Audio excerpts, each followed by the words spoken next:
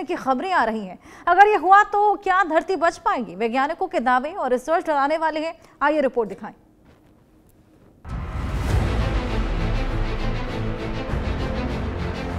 प्रशांत महासागर के गहरे पानी में कुछ ऐसा हो रहा है जो हमारी धरती के भविष्य को बदल सकता है। धरती के भीतर एक दरार उभर रही है, एक दरार जो किसी ट्रेन के पटरी उतरने जैसी है। लेकिन ये ट्रेन नहीं, ये पूरा भूभाग है। वैज्ञानिकों की सिस्मिक इमेजिंग ने एक चौंकाने वाला रहस्य उजागर किया है। समुद्र की सतह के नीचे मिली है करीब 75 किलोमीटर लंबी दरार, जो संकेत देती है ये जोन अब एक तरीके से मर रहा है।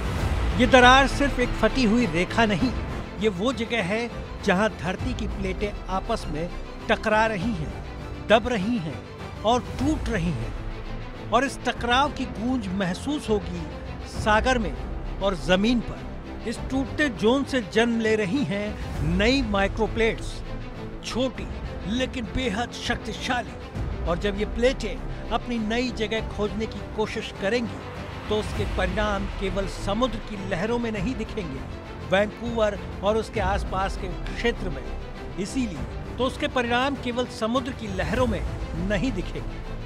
वैंकूवर और उसके आसपास के क्षेत्र में सतर्क रहने की चेतावनी इसीलिए जारी कर दी गई। धरती की ये चेतावनी स्पष्ट है कि मैं बदल रही हूँ और ये बदलाव कभी शांत नहीं होगा। जैसे जैसे धरती की ये प्लेटें हिलेंगी, छोटे भूकंप या बड़े भूसंकरों के संकेत मिल सकते हैं। ये सिर्फ एक भूवैज्ञानिक घटना नहीं, ये एक प्राकृतिक अलार्म है। ये दरार, ये प्लेटों का टूटना हमें याद दिलाता है कि धरती स्थिर नहीं है, ये लगातार बदलती रहती है। और जब धरती बोलती है तो हमें सुनना ही होगा। धरती अब शांत नहीं, धरती अब चेतावनी दे रही है।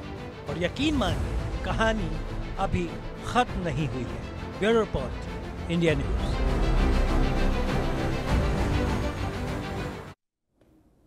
इन खबरों के साथ वक्त एक ब्रेक का।